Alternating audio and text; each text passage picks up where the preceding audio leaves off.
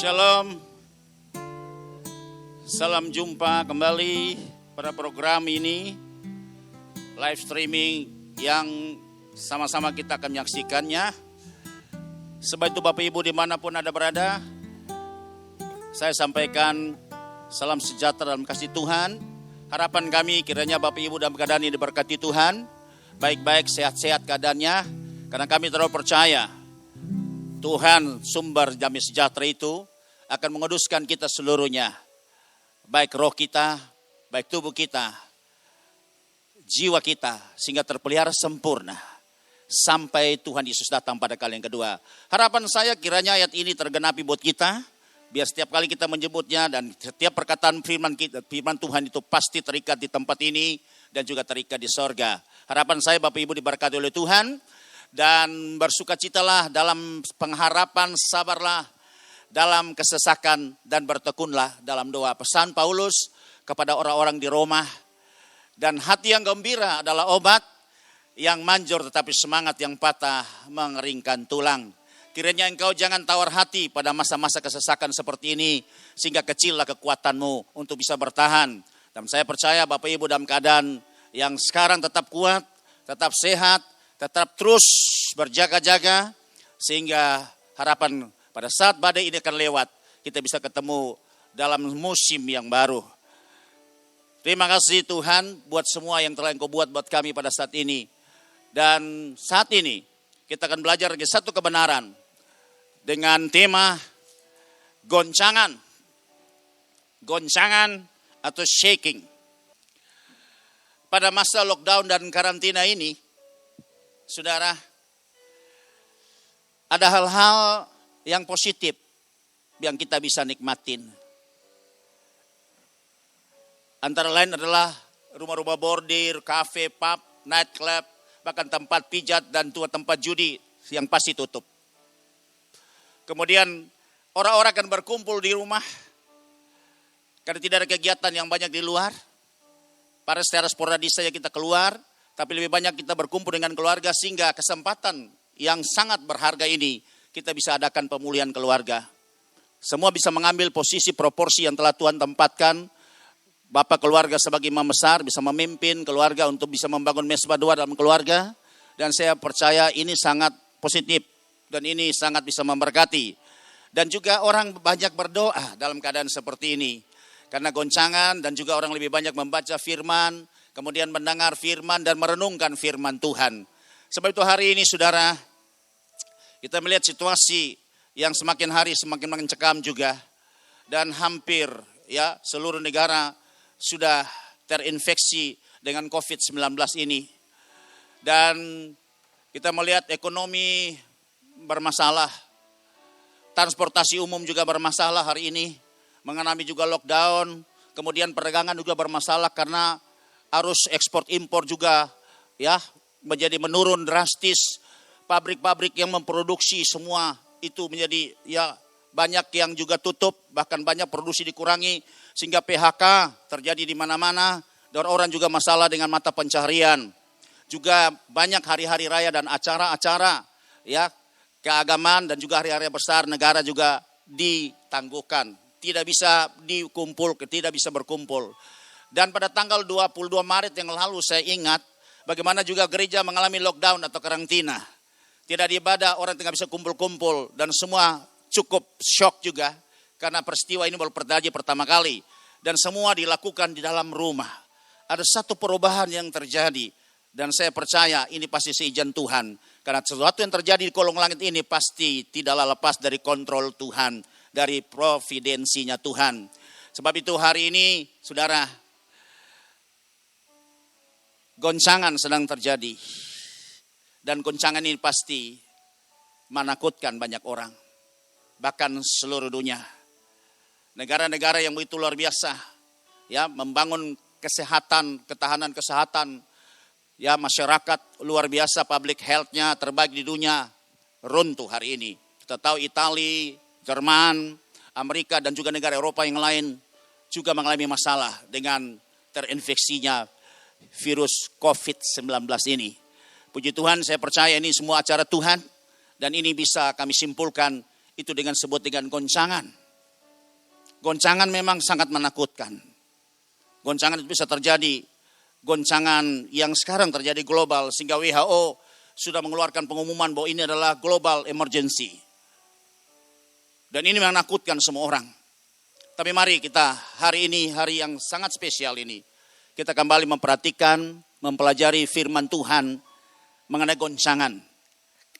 Ternyata Bapak Ibu sekalian yang dikasihi Tuhan Yesus, peristiwa yang terjadi menjelang hari Tuhan atau hari Kristus atau disebut dengan hari terakhir atau disebut dengan akhir zaman, sebelum menjelang peristiwa ini maka ada terjadi sesuatu yang disebut dengan goncangan. Satu peristiwa yang disebut dengan goncangan, dan goncangan itu sudah dimuat, sudah tertulis di dalam nubuatan Alkitab. Kita bisa baca dan kita bisa periksa di dalam Hagai pasal 2 ayat 22 sampai 23. Di zaman itu Tuhan berfirman lewat Hagai kurang lebih 520 tahun sebelum Kristus, di mana zaman pemerintahan Raja Media Persia, Raja Darius, dan Zerubabel merupakan bupati Yehuda. Dan Tuhan katakan lewat Nabi Hagai kepada Zerubabel, katakanlah kepada Zerubabel bupati Yehuda begini, aku akan menggoncangkan langit dan bumi, dan akan menunggang balikan takhta raja-raja. Aku akan memunahkan kekuasaan kerajaan bangsa-bangsa, dan akan menjungkir balikan kereta dan pengendaranya. Kuda dan pengendaranya akan mati rebah, masing-masing oleh pedang temannya. Jadi Bapak Ibu bisa perhatikan, mengenai goncangan ini yang terjadi, yang hari ini kita alami. Bahkan seluruh dunia mengalami goncangan seperti ini dengan adanya sampar COVID-19 ini. Dari jauh tempo Alkitab telah menubuatkan bahwa goncangan ini pasti akan terjadi. Dan Tuhan berfirman lewat Nabi Hagai di zaman pemerintahan Darius juga bahwa ini akan terjadi. Dan Tuhan akan merontokkan, memunahkan kekuasaan kerajaan bangsa-bangsa. Dan ini acaranya Tuhan, seperti tertulis Mazmur 33 ayat yang ke-10 dikatakan bahwa Tuhan menggagalkan rencana bangsa-bangsa. Ia meniadakan rancangan suku-suku bangsa. Ayat yang ke-11 dikatakan, tetapi rencana Tuhan tetap selama-lamanya dan rancangan hatinya turun-temurun. Artinya, sekarang Tuhan sedang berperkara dengan semua bangsa, kaum, suku, dan bahasa. Selama ini mungkin kita membangun dengan rancangan kita, dengan kekuatan kita, dengan kesombongan kita, dengan sains dan teknologi kita. Dan kita merasa itu hebat luar biasa. Sehingga kita melupakan Tuhan. Sebab saudara bisa tahu bahwa banyak negara-negara Eropa, Amerika, hari ini kekristenannya, pengenalan akan Tuhan sangat-sangat skala drastis sekali. Banyak gereja yang tutup, orang tidak beriman lagi, dan orang skeptis bahkan ateis. Tapi peristiwa ini Tuhan izinkan terjadi, supaya orang bisa berbalik kepada Tuhan. Dengan goncangan ini, kita melihat dari kacamata pandangan Tuhan Alkitab, ini adalah positif bagi kita. Untuk kita mulai melepaskan semua kesombongan jemawa kita. Untuk kita mulai datang mencari Tuhan. Dan firman berkata, di dalam 2 Tawarik, pasal yang ke-7 ayat 14 katakan, dan umatku yang atasnya namaku disebut, merendahkan diri, berdoa, mencari wajahku, lalu berbalik dari jalan-jalan yang jahat, maka aku akan mendengar dari sorga dan mengampuni dosa mereka serta memulihkan negeri mereka. Sebab itu firman ini tidak pernah gagal. Ini terjadi di zaman Salomo bagi orang Israel. Dan saya percaya hari ini juga Tuhan beracara buat semua bangsa-bangsa. Sebab itu Bapak Ibu dan Tuhan Yesus kasihi, peristiwa ini terjadi menjelang hari Tuhan. Dan nubuatan yang kedua itu kita akan baca di dalam surat Ibrani pasal yang ke-12 ayat 26 dan 27. Dalam surat Ibrani pasal yang ke-12 berbunyi seperti ini. Waktu itu suaranya menggoncangkan bumi, suara Tuhan.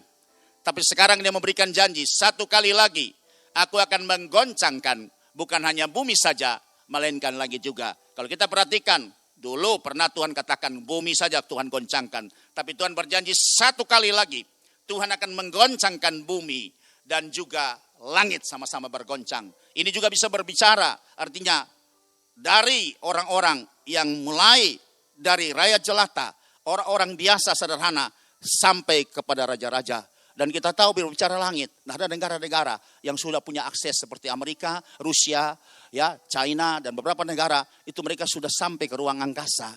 sampai ke bulan sudah biasa, bahkan sampai ke Mars, bahkan bikin penyelidikan. Dan ini berbicara juga kepada bangsa-bangsa yang sudah bisa mencapai teknologi yang begitu tinggi, dan Tuhan goncangkan hari ini dengan wabah, sampar, COVID-19 ini. Sepertinya teknologi yang mereka banggakan, yang mereka sombongkan itu menjadi runtuh dan tidak berarti sama sekali. Dan sungguh luar biasa kita melihat firman Tuhan tidak pernah gagal.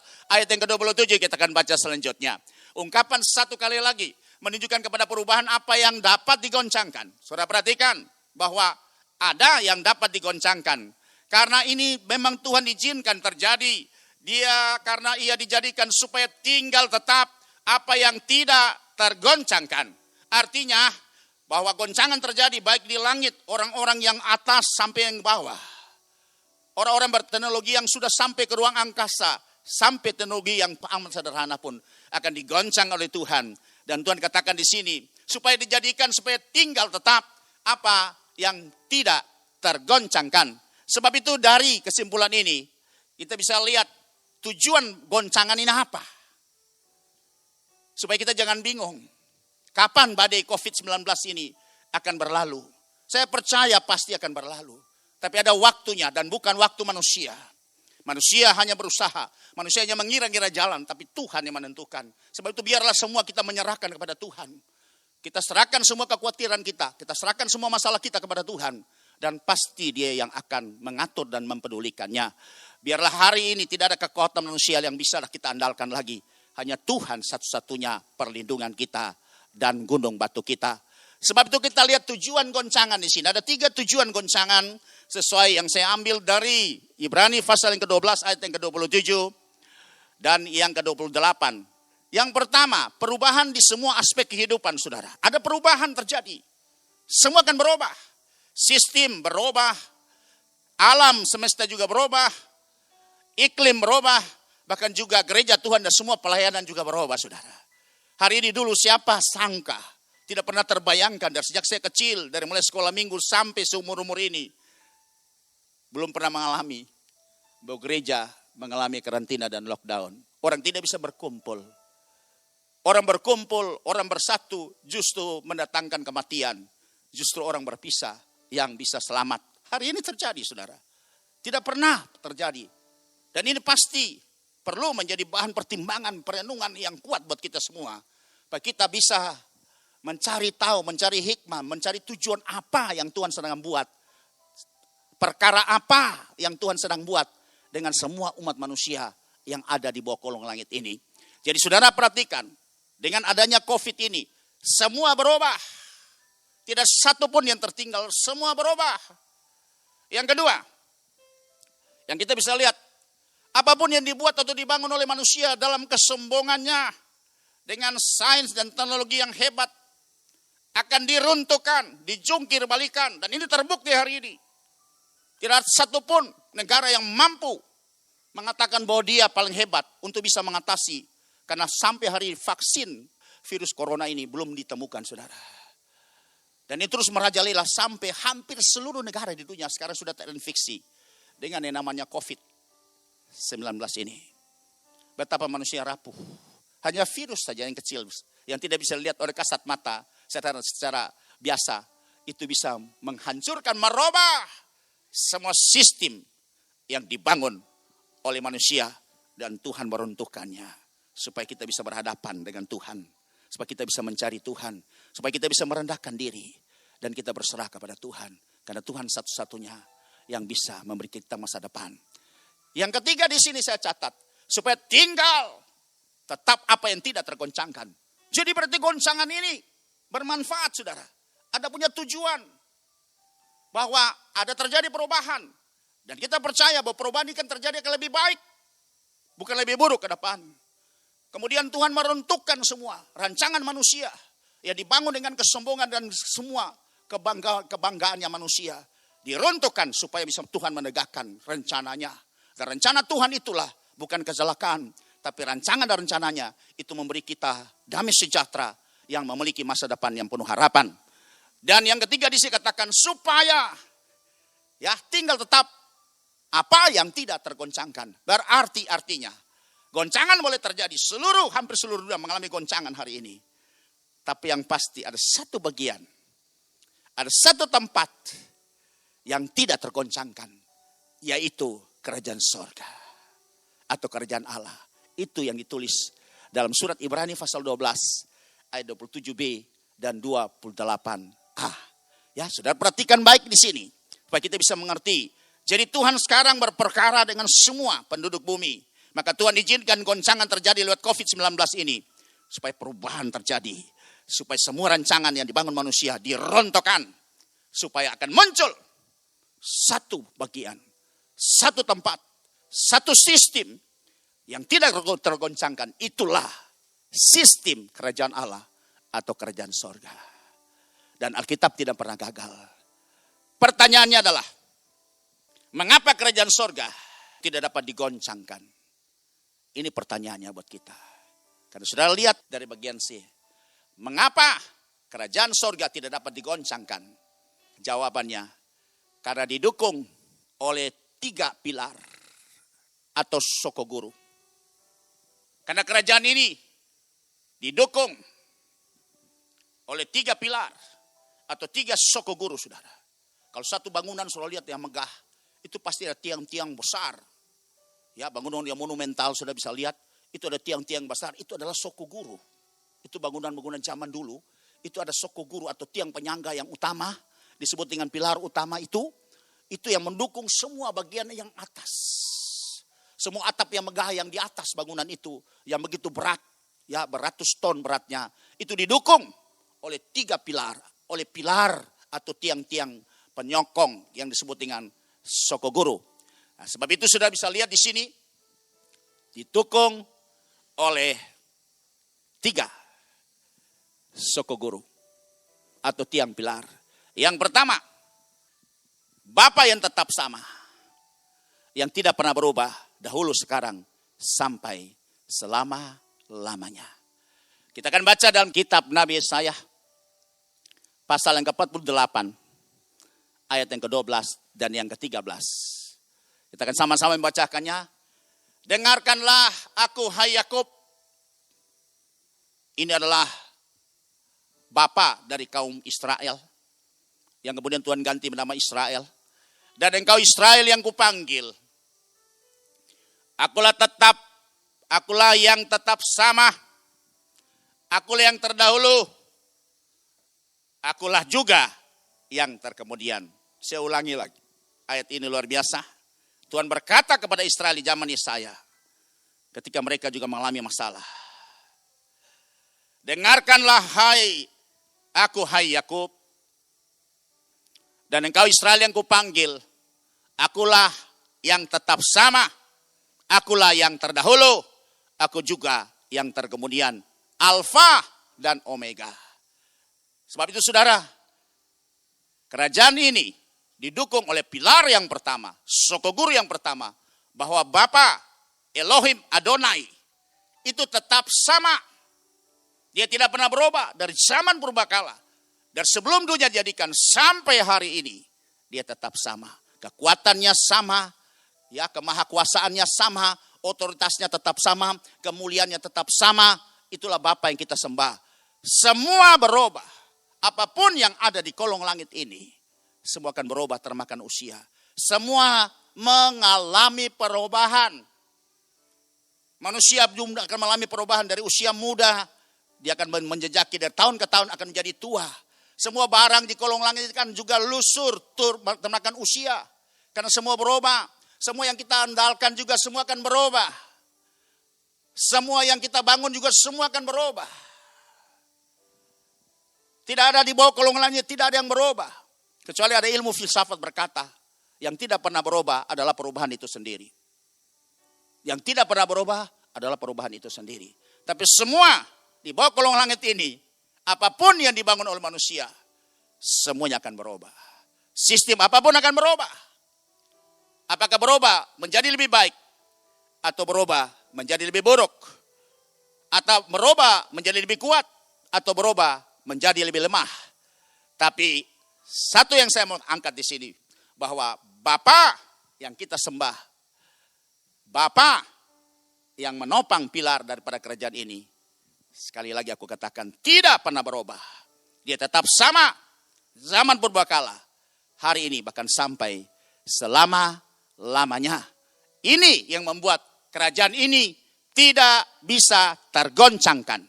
Karena yang mendopang, menjadi sokoguru, menjadi pilar di dalam kerajaan ini adalah Bapamu yang kita sembah, yang tidak pernah berubah. Sebab itu kalau kita teringat, saudara, doa Bapa kami begitu luar biasa. Tuhan Yesus mengajar kita kalau kita berdoa, berdoalah seperti ini. Bapa kami yang di sorga, dipermuliakanlah namamu, datanglah kerajaanmu, jadilah kehendakmu di bumi seperti di sorga. Di bumi seperti di sorga.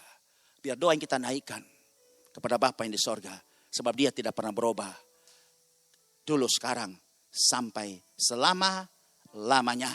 Mari kita akan baca dalam Yesaya pasal yang ke-40 ayat 26 sampai 31. Saya senang Yesaya 40 ayat 26 sampai 31. Tuhan berbicara lewat Nabi Yesaya sebagai penyambung lidah kepada umat Israel. Dalam keadaan mereka yang bingung juga tertekan.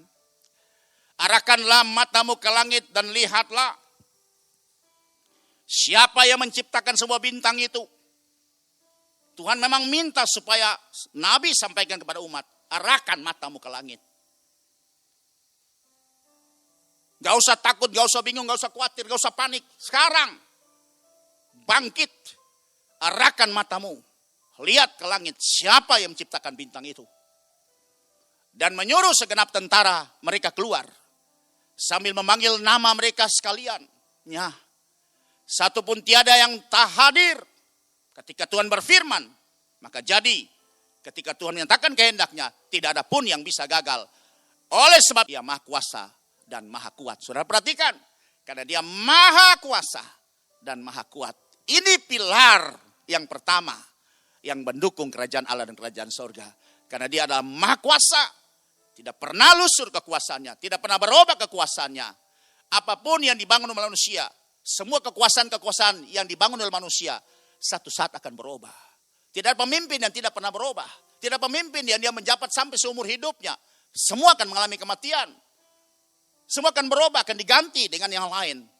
Tapi perhatikan. Bahwa firman berkata, menjamin buat kita. Bapa yang kita sembah itu. Dia maha kuasa. Tidak pernah berubah kuasanya. Dan dia maha kuat. Dia maha kuat. Dia supranatural. Dia extraordinary.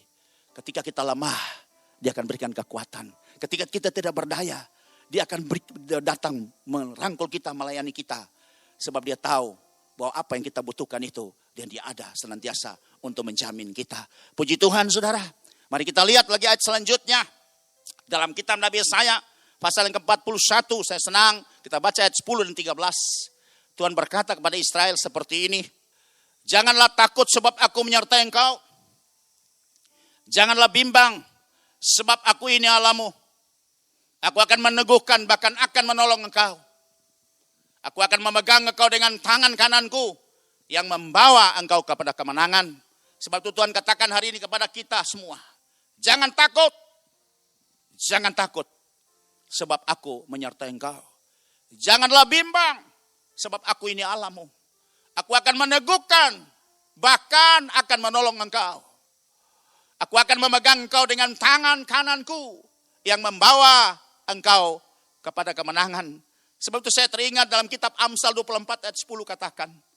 Jika engkau tawar hati. Engkau takut. Engkau panik pada masa-masa kesesakan. Kecillah kekuatanmu. Kecillah kekuatanmu. Engkau tidak berdaya. Mari, kata-kata orang berhikmat ini. Yang ditulis dalam kitab Amsal 24 ayat ke-10. Jika engkau tawar hati pada masa kesesakan. Dan engkau patah hati pada masa kesesakan. Maka engkau menjadi tidak berdaya. Kalau engkau takut engkau tidak berdaya. Kecillah kekuatanmu. Sebab itu bangkit.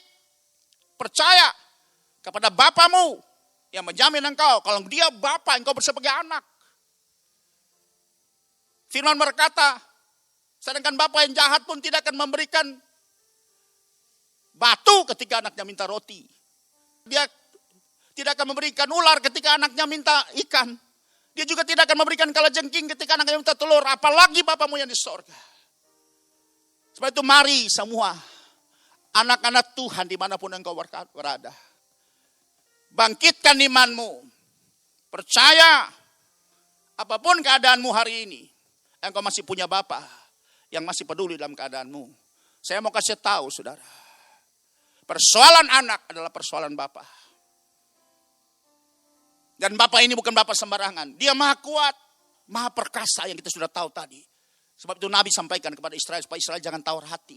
Karena Israel sudah tidak berdaya dengan ketakutan, dengan tekanan yang luar biasa di zaman itu. Tapi saya datang menguatkan mereka. Jangan tawar hati.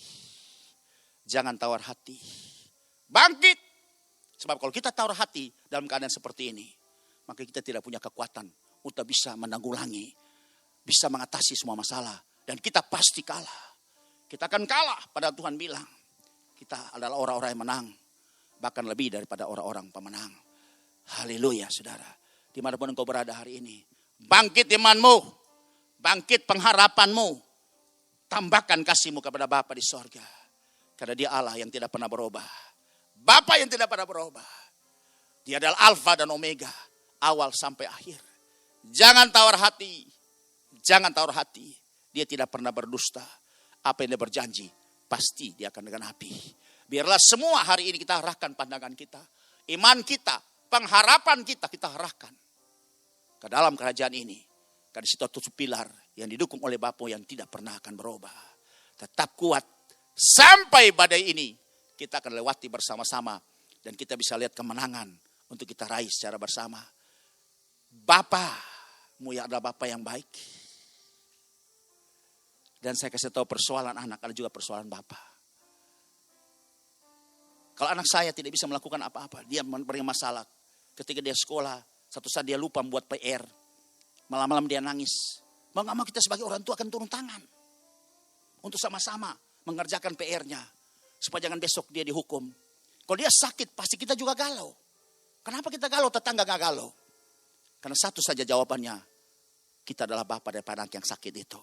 Artinya berarti persoalan anak juga ada persoalan Bapa. Kalau engkau mengerti hubungan yang seperti ini, jangan pernah engkau takut. Sebab itu Tuhan katakan lewat Nabi saya kepada umat Israel, jangan engkau takut. Sebab aku adalah Allahmu. Aku yang memegang engkau dengan tangan kananmu yang membawa kepada kemenangan. Mari kita lihat di dalam kitab Nabi Yesaya. Pasal ya ke-41 ayat 13. Sebab aku ini Tuhan Allahmu. Perhatikan saudara-saudaraku yang Tuhan Yesus kasih dimanapun engkau berada.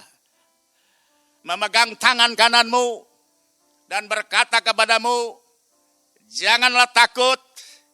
Akulah yang menolong engkau. Percaya bilang amin. Amin. Jangan takut. Akulah yang menolong engkau. Tuhan berjanji dan Tuhan setia. Ada satu lagu pujian yang diambil dari ayat ini. Ku tidak takut sebab engkau besertaku. Mari kita sama-sama menyanyikan pujian ini. Dimanapun Anda berada hari ini. Katakan ku tidak takut. Ku tidak takut. Amin. Sebab kau besertaku. Ku tidak bimbang. Ku tidak bimbang. Sebab engkau Allahku. Engkau meneguhkanku. Engkau meneguhkanku. Bahkan menolongku. Bahkan menolongku. Kau batu karangku. Kau batu karangku. Oh Yesus. Yesus Tuhan. Yesus memegangku. Katakan dengan iman. Yesus memegangku. Dengan tangan kananmu. Yesus memberiku. Yesus memberiku kemenangan. Kemenangan, Yesus memegangku, Yesus memegangku.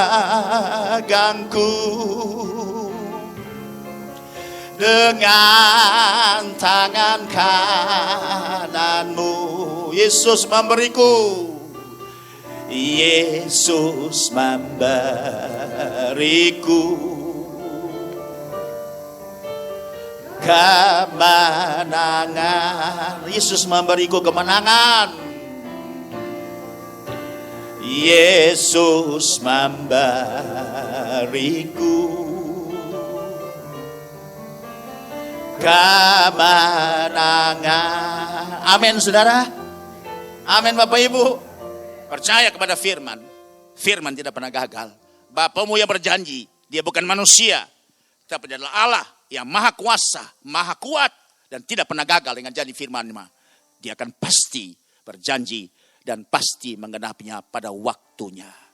Mari berserah kepada Dia, supaya engkau tidak goyah, engkau tidak takut, dan engkau tidak bingung menghadapi situasi yang sangat mencekam ini.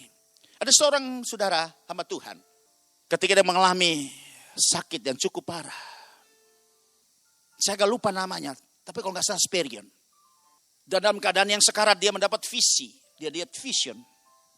Ada terbentang padang belantara yang luas. Tidak ada ujungnya saudara. Dan dia melihat ada 2 pasang telapak kaki. Yang satu besar, satu pasang. Dan satu telapak kaki yang kecil. Mereka berjalan bersama-sama. Mereka berjalan beriringan. Beberapa saat kemudian dia lihat lagi. Dan telapak kaki yang kecil sudah tidak terkelihatan lagi. Sebagai tanda kaki di padang gurun itu. Terus dia langsung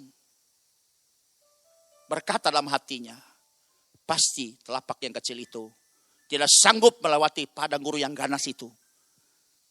Dan dia meninggal, dia mati dan ditinggalkan. Kemudian Tuhan berkata kepada hamba Tuhan ini. Engkau mengerti penglihatan ini? Dia bilang ya. Yang kecil, yang mengikuti yang besar itu. Dia tidak mampu lagi mengarungi padang gurun yang maha dahsyat itu. Yang mengancam itu dan dia mengalami kematian. Tapi Tuhan katakan kepada hamba Tuhan ini. Tidak. Telapak kaki yang satu pasang yang besar itu adalah aku. Dan satu pasang yang kecil itulah kamu. Ketika kamu tidak mampu lagi berjalan bersama dengan aku. Aku mendukung engkau. Aku mendukung engkau. Aku menggendong engkau. Dan janji ini juga Tuhan ucapkan pada Israel. Maju Israel, jangan mengeluh, jangan bersungut-sungut, jangan takut. Memang manusiawi kita mengikuti Tuhan. Harus lewat padang gurun. Semua harus lewat padang gurun. Sekolah kita di padang gurun. Tuhan tidak berjanji lautan kan tenang, jalan tidak berduri. Tapi dia janji bahwa dia ada menyertai kita. Harus pikul salib menyangkal diri. Kita harus masuk padang gurun. Israel keluar dari laut Teberau, langsung menyeberang padang gurun. Dan padang gurun merupakan ujian untuk merendahkan hati kita semua. Bahwa kita hidup hanya mengandalkan Tuhan dan tidak mengandalkan apapun yang dibangun, kekuatan-kekuatan dibangun oleh manusia. Mari kita akan lihat ada ayat yang luar biasa. Dan Ulangan pasal yang pertama. Ayat yang ke-31. Tuhan berkata, Tuhan berjanji, kalau engkau tidak mampu berjalan, aku akan mendukung engkau. Aku akan menggendong engkau. Mari kita baca 2-3. Dan di padang gurun, di mana engkau melihat bahwa Tuhan Allahmu mendukung engkau. Seperti seorang mendukung anaknya, sepanjang jalan yang kamu ketempuh, sampai kamu tiba di tempat ini. Saudara percaya akan perkataan firman ini? Kalau Tuhan bisa berbuat kepada Israel, saya percaya Tuhan yang sama, Bapa yang sama, kasih yang tidak pernah berubah, otoritas yang tidak pernah berubah. Dia maha kuat, maha mengasihi. Dia pasti melakukan juga buat kita. Berjalan saja saudara. Asal engkau berjalan bersama-sama dengan dia. Jangan pernah minta kepada Tuhan untuk Tuhan lepaskan sedetik pun genggamannya di tanganmu. Biar bukan engkau yang pegang tangan Tuhan, tapi minta Tuhan yang pegang tanganmu. Kalau kau pegang tangan Tuhan, bisa terlepaskan kekuatanmu terbatas. Tapi kalau engkau minta Tuhan yang pegang tanganmu, maka engkau tidak bisa akan terlepas dari genggaman Tuhan. Dan genggaman Tuhan itu penuh kasih. Di genggaman Tuhan ada perlindungan. Dalam genggaman Tuhan ada pemeliharaan. Dalam genggaman Tuhan ada masa depan yang penuh harapan. Engkau dengar baik, engkau percaya. Tuhan berjanji. Kalau engkau tidak sanggup berjalan lagi, dia akan mendukung engkau. Seperti seorang bapa mendukung anaknya. Haleluya saudara. Biarlah firman ini hari ini bisa menguatkan engkau dimanapun engkau mendengar firman ini. Engkau harus percaya. Karena kita hidup bukan karena melihat. Kita hidup karena percaya. Tuhan berfirman dan kita percaya. Bahwa dia tetap memelihara kita. Menjamin kita sampai kesudahan zaman. Mari ayat 32 kita akan baca. Tetapi walaupun demikian, kamu tidak percaya kepada Tuhan Allahmu. Tuhan sudah berjanji. Tuhan berkata lewat Musa. Jalan saja. Gak usah lihat persoalan, gak usah lihat masalah, gak usah lihat ancaman. Berjalan saja, bangun imanmu. Bangun pengharapanmu, bangun kasihmu dengan Tuhan. Berjalan saja. Bangkitkan imanmu, keberanianmu, berjalan bersama dengan Tuhan. Percaya, Tuhan ada bersama-sama dengan kita. Pertanyaannya, apakah engkau percaya akan hal itu? Apa yang percaya akan hal itu? Haleluya. Apakah engkau percaya itu? Saya teringat pujian dari seorang pemazmur. Sekalipun aku dalam lembah kelam, ku tak takut sebab kau besertaku. Haleluya. Mari kita kenyangkan pujian ini. Haleluya. Biar menguatkan kita semua dalam keadaan yang kalau tertekan, bingung, karena terjadi proses ini dan perubahan akan terjadi di mana-mana pun juga. Katakan, sekalipun aku dalam lembah kelam, ku tak takut sebab kau besertaku. Sekalipun badai tofan datang menerjang, sekalipun badai tofan datang menyerjang, ku tak gentar sebab kau di sisiku. Katakan aku percaya. Aku percaya. Biar engkau belum lihat perubahan apa-apa, berkat-Mu atasku melimpah.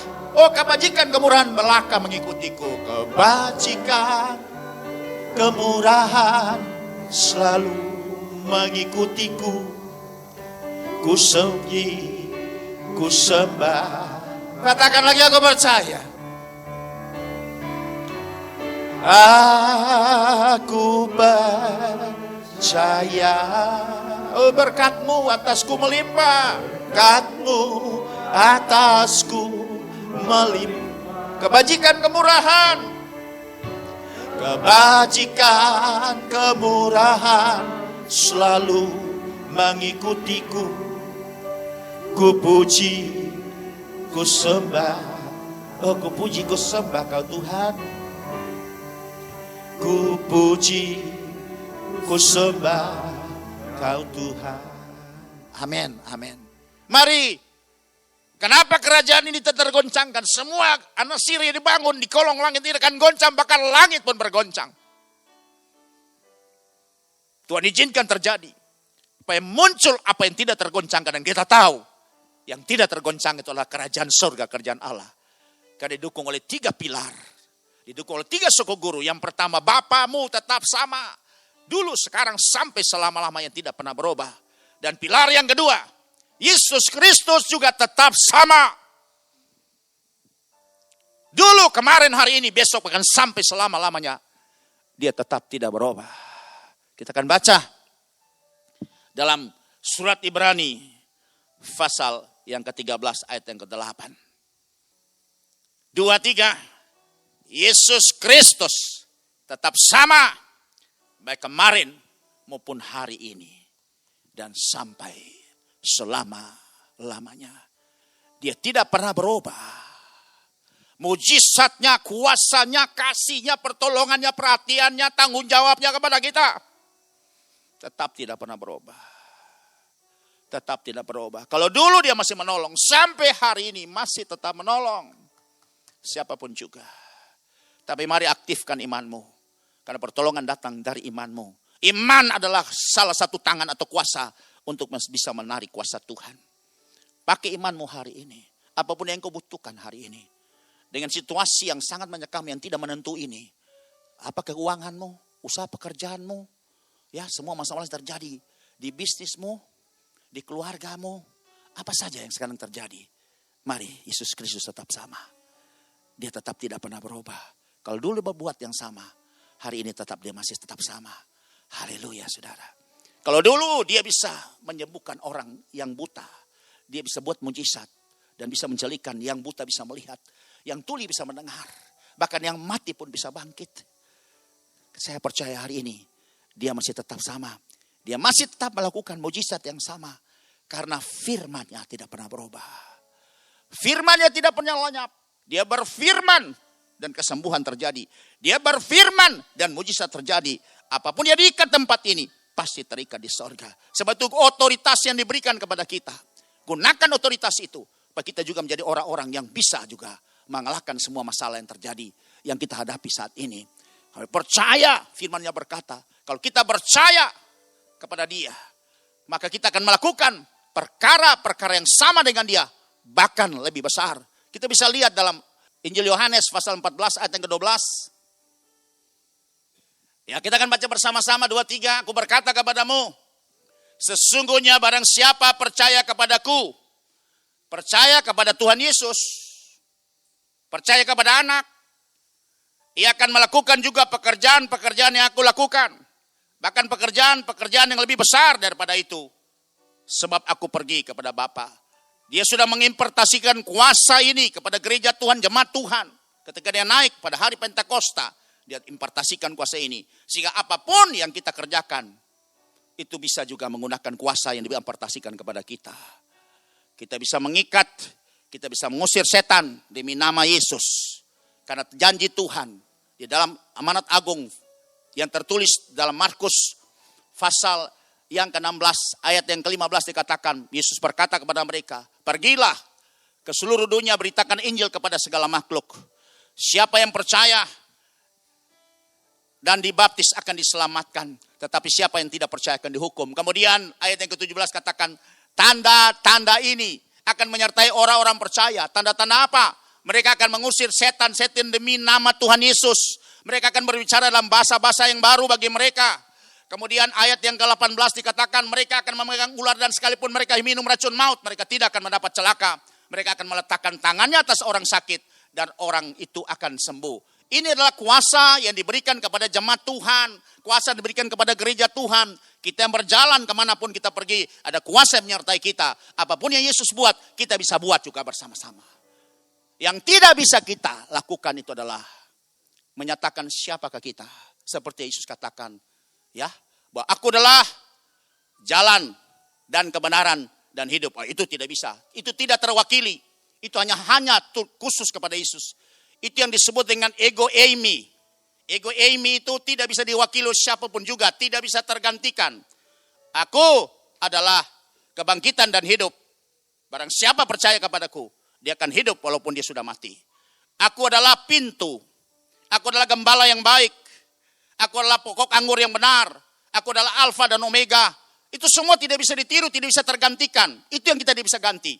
Tapi kalau kuasa yang diberikan kepada jemaat Tuhan untuk bisa menolak bala, mengusir setan, itu kuasa diberikan kepada gereja Tuhan. Dan Bapak Ibu juga orang percaya.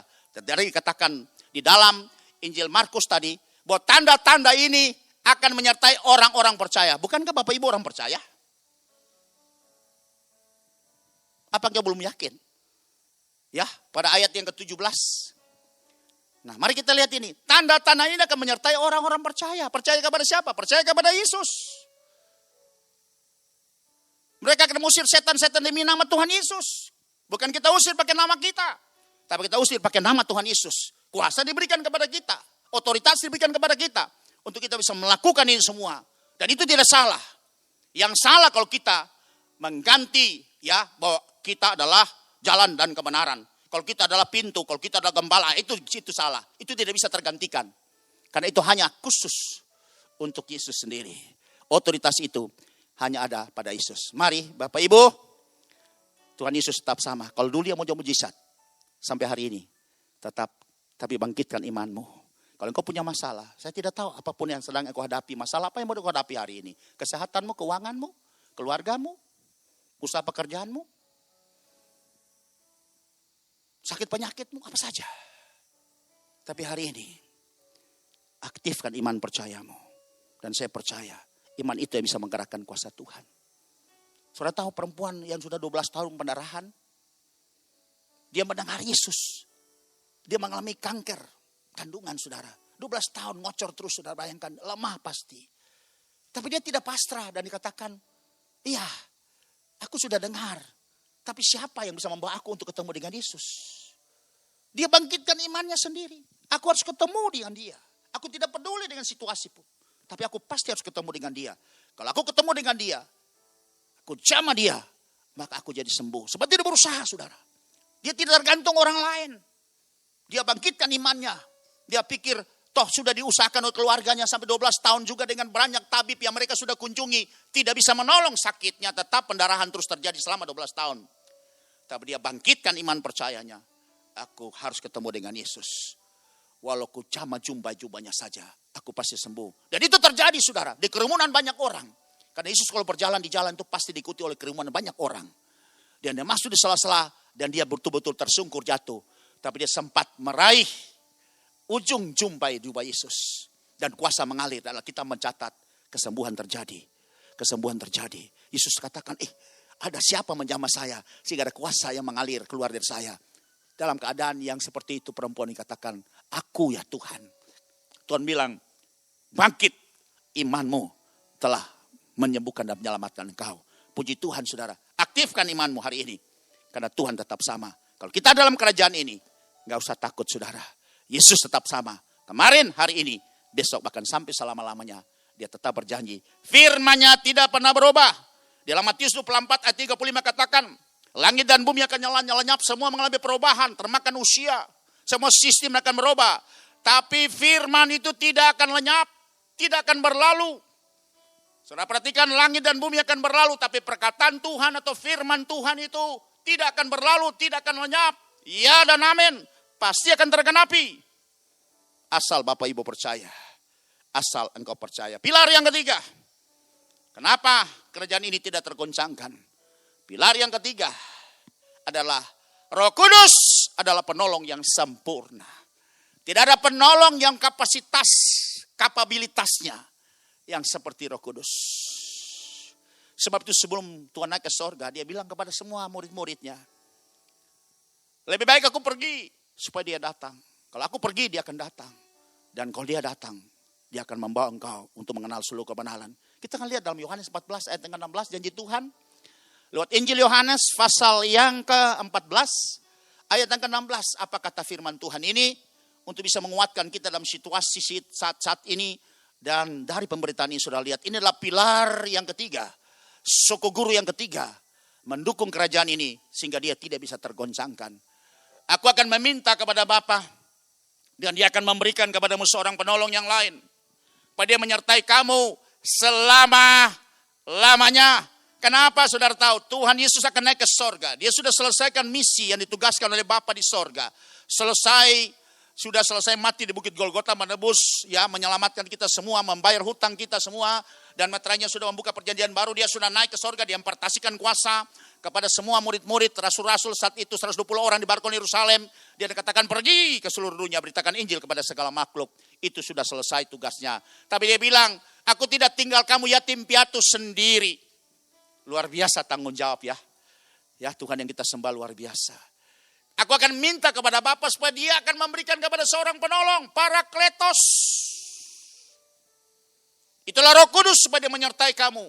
Bukan sesaat saja, bukan sementara saja, bukan pada saat itu saja, tapi sampai selama-lamanya. Apakah engkau percaya? Bilang amin. Roh Kudus, penolong yang luar biasa. Sebab itu, Bapak Ibu saya lihat dalam surat Roma pasal yang ke-8. Saya senang ada 3 ayat di sini. Untuk kita bisa baca. Dan ayat ini adalah satu kesimpulan, satu kata dalam bahasa Yunani. Yang sebentar saya akan jelaskan. Di dalam surat Roma pasal 8 ayat 26 sampai 28. Dalam hitungan yang ketiga kita baca 2-3. Demikian juga Roh Kudus membantu kita dalam kelemahan kita. Sebab kita tidak tahu bagaimana sebenarnya harus berdoa. Bayangin saudara, luar biasa kan? Ketika kita bingung apa yang kita doakan. Kita berkata-kata saja dengan bahasa roh. Kita sampaikan. Maka roh itu sendiri berdoa untuk kita kepada Allah dengan keluhan-keluhan yang tidak terucapkan. Walaupun kita sudah nggak tahu berkata apa-apa lagi. Dalam situasi seperti ini. Ada teman saya yang berkata, aduh kita mau berdoa seperti apa lagi. Sudah tidak ada kata-kata yang kita bisa doakan. Mari kita gunakan bahasa. Bahasa roh yang Tuhan telah berikan buat kita. Dan Roh Kudus, Dia merupakan sensor doa kita. Dia bisa tahu mana yang harus dia bawa pengeluhan ini kepada Bapa di sorga. Dan Bapa di sorga pasti akan menjawab semua keluhan kita, kegelisahan kita, semua kelemahan kita akan dikuatkan kembali. Ayat yang ke-27. Dan Allah yang menyelidiki hati nurani, mengetahui maksud roh itu. Jadi Roh Kudus Dia sensor doa kita. Supaya doa-doa yang tidak sesuai dengan kehendak Tuhan itu tidak akan dibawa kepada Bapa di sorga. Tapi yang sesuai dia akan bawa, diangkat sampai ke sorga. Yaitu bahwa ia sesuai dengan kehendak Allah. Berdoa untuk orang-orang kudus. Ayat yang ke-28, ayat sangat terkenal. Yang sering kita ucapkan. 2-3, kita tahu sekarang. Bahwa Allah turut bekerja dalam segala sesuatu. Untuk mendatangkan kebaikan bagi mereka yang mengasihi Dia.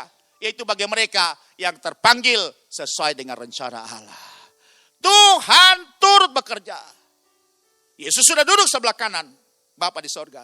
Tapi Dia kirim Roh Kudus 2000 tahun yang lalu. Dan sampai hari ini Roh Kudus tetap masih mendampingi. Tetap masih menolong setiap orang-orang percaya. Dia bukan ada di luar. Tapi Dia ada di dalam hatimu. Dan Dia siap turut bekerja bersama-sama dengan engkau. Di dalam kelemahanmu Dia tambahkan kekuatanmu. Di dalam kekuranganmu Dia akan genapi semua itu.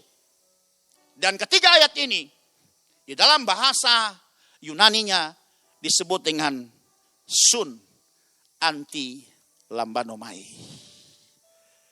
Wow. Kelihatan satu kata.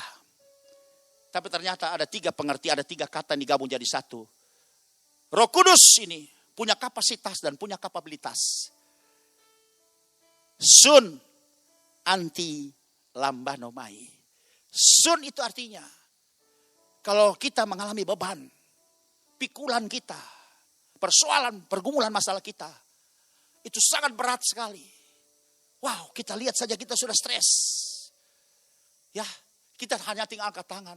Kita menyanyi, ku tak dapat jalan sendiri. Tuhan tolong padaku. Maka Roh Kudus yang ada dalam akan tidak membiarkan engkau akan terus tidak berdaya. Tapi Dia akan bereaksi. Dia akan ambil alih. Misalnya beban yang datang kepada engkau 100 kilo. Dan engkau melihat beban itu engkau sangat ketakutan. Karena menurut logikamu, rasionalisasi pikiranmu bahwa saya tidak akan mampu untuk memikul beban 100 kilo ini. Tapi ingat, saya mau kasih tahu saudara-saudara yang sedang menyaksikan program ini. Karena Dia ada bersama-sama dengan kita.